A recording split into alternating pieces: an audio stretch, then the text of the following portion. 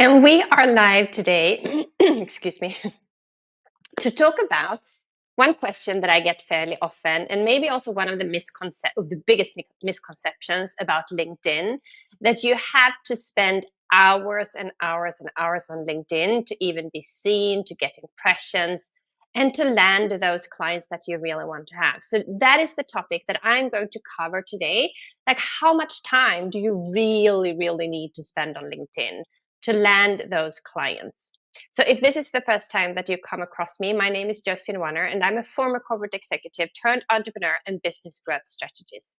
And LinkedIn is the place that I actually grow my audience. It's where I connect with my people. It's also where I attract opportunities. Because I think that is so important to remember, that it's not only about getting that client, making that sale, close that deal as fast as possible. But being on LinkedIn gives you amazing opportunities to connect with thought leaders around the world and attract opportunities which are way more valuable than one single client. And I'm talking about opportunities that you become a guest speaker, for example, or you might become a public speaker, or where people actually reach out to you asking whether you would like to publish a book.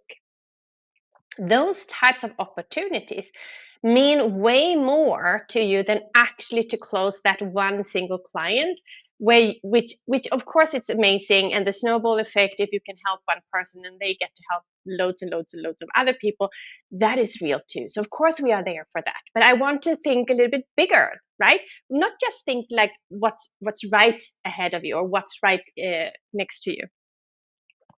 Also, to remember that LinkedIn is a tool.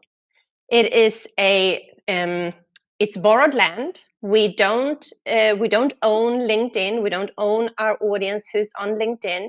It's borrowed land. It's currently also a pretty negative land, to be honest. And that is also why I'd like to encourage you to be more positive, because when you are positive on the platform, you will attract other positive people to you. No one wants to be with someone who's grumpy and who's just kind of like spewing out, I don't know, poison or whatever. So make sure that you show up as the person that you want to attract, right? You will get loads and loads of engagement if you complain, if you kind of like are negative, but those are probably not the people that you want to attract in the long run. So try to shift that view and to say, I get to show up on LinkedIn. I get to be here. It is a free platform still, right? It's amazing the opportunities we have when we start treating it as such.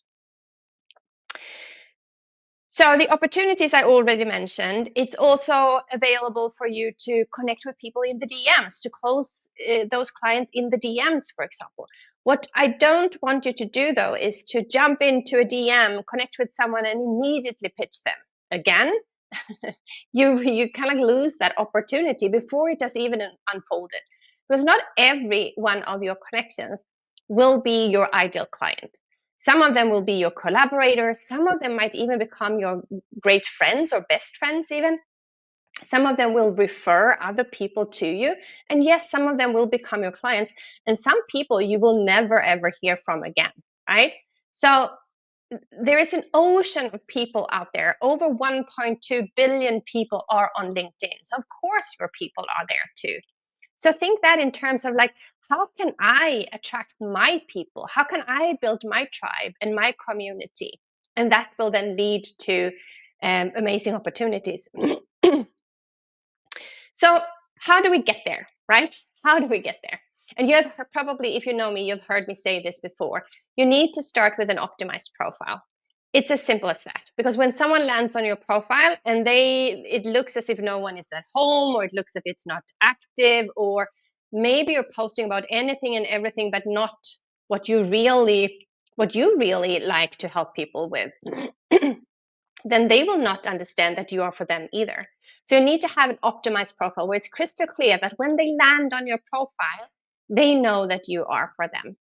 And then, of course, we need to connect with people. We need to engage in other people's content. And here's one of the things where I hear that some people say you have to comment on at least 50 posts per day, or 100 posts per day, or 100 posts per week, or whatever.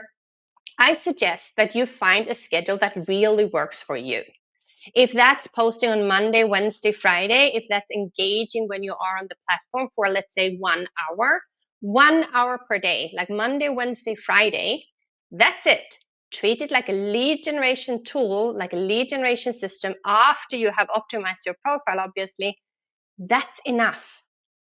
You don't need to spend hours and hours and hours and comment like crazy to get engagement, to get impressions, and to get those opportunities. But you need a system, because if you are all over the place, if you're trying to do it all, you will go all in and you might be able to do it for 90 days, and then you will burn out and then you will disappear from the platform. not from the earth, but from the platform. I've seen it so many times. I see people who come to my masterclasses, for example, and they say, thank you so much. Now I got this. I can do this on my own. And they do a great job in the beginning, but it's not sustainable because they don't understand the real system that's behind it, right? Commenting, being all over the place, that's not going to help you. That's not going to lead you to where you want to be. So I mentioned the optimized profile. I mentioned connections is super important. Your engagement, to have a sustainable engagement strategy. And then, of course, content. You need to post.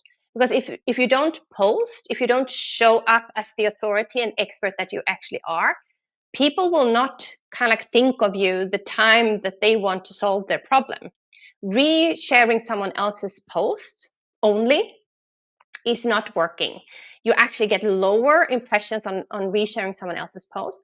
But if you reshare someone else's post who, for example, mentioned you, like yesterday, one of my clients mentioned how she loved working with me. So I reshared that as part of social proof, right?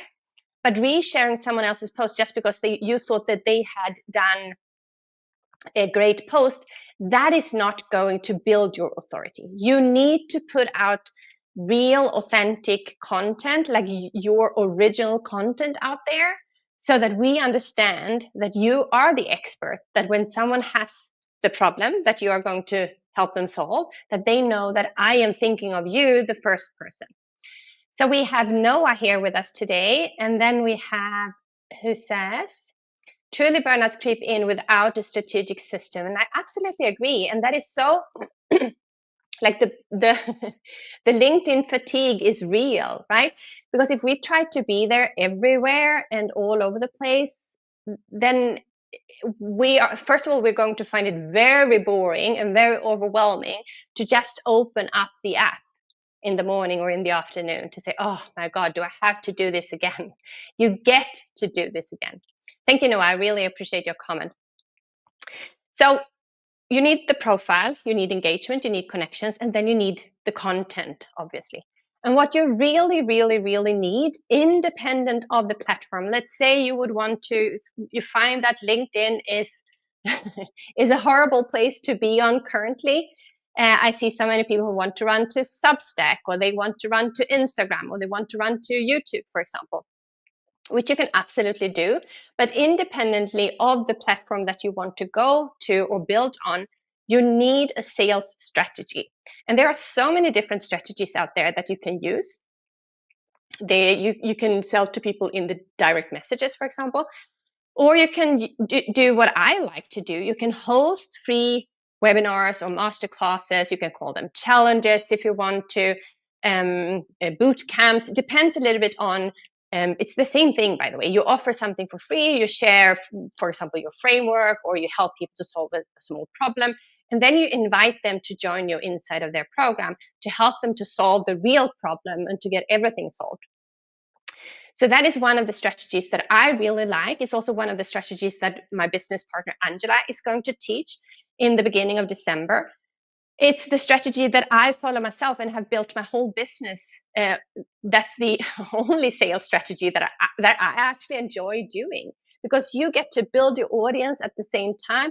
You get to show that you're the real deal, that you're not an AI generated bot or video like I am doing this live here now. That is so important, that you get to show that you are real, that people can actually connect with a real person. That is the strategy that is going to win in 2026. People are tired of getting the cold pitch DMs. They are tired of pre-recorded webinars, for example. They want the real deal. So if you're thinking about adding, we call that launching. So if you're thinking about adding launching as part of your sales strategy, then I would love to invite you to join our upcoming free workshop. I'm going to add the link underneath here, so you can just register if you want to. Check it out and see if it's for you, and then register. We actually just started promoting it, and we already have 98 people registered. So that is super cool. We are super excited about it. And that is the thing too. You get to see us in action when we are there, both Angela and I working together. So that is super cool. But going back to the topic here, so how much do you then really need to spend on LinkedIn to get clients? Well, first of all, it depends, right? It depends on your messaging. It depends on, do you have the basics in order? Do you even know what you want to sell? Do you even know how you want to help people? When you have all that clarified and you have a simple sales strategy, be it inviting people to book a call with you, or be it running events like I do, for example, the time that you spend on LinkedIn is actually very limited. We teach out what we call the visibility strategy, and it's a 1 hour strategy per day. That's it. Because you really need to do lead generation. You need to consider or think about LinkedIn as being your lead generation tool, or any other social media platform that you prefer to be on. It's not your business. It's part of your business system, or it has to be part of your business system. You have to do lead generation for your business, or otherwise your pipeline will run out of leads. I checked because I just had a launch. I just invited or enrolled several new clients into my offers, and I saw that the average time from that someone joined my email list the first time until they became a client, now of these new clients that I have, the average time there is 26 weeks. 26 weeks. If I would have started just today, the first client, and I got someone who enrolled on my email list, the first client wouldn't be converted until in 26 weeks. That is why it's so important that you need to start now. You can't wait until January and think, oh, I'll start in January, I'll do it then, right? Then we have a LinkedIn user here who asked me whether I can say something about the new algorithm for LinkedIn. And yeah, I can do that as part, like in the last couple of minutes. It's about the Brew report, I think you're referring to, the update that has come out. So think in terms of what you're doing today is actually going to build out what you're going to reap tomorrow. So if we go back to the algorithm for LinkedIn, so maybe you have seen a lot of things going on, that the algorithm have changed, the visibilities have gone down, the impressions have gone down. Men get way more impressions than women, for example. That is the type of rumors that are going around currently. LinkedIn has even addressed this topic, that men get more impressions than women do. There are all different types of assumptions that are made. And I think that, first of all, we need to step away a little bit from this. No one really knows what the algorithm does or doesn't do. And to be really, really honest, you don't need hundreds and tens and thousands of views, hundreds of thousands of views, tens of thousands of views on your posts.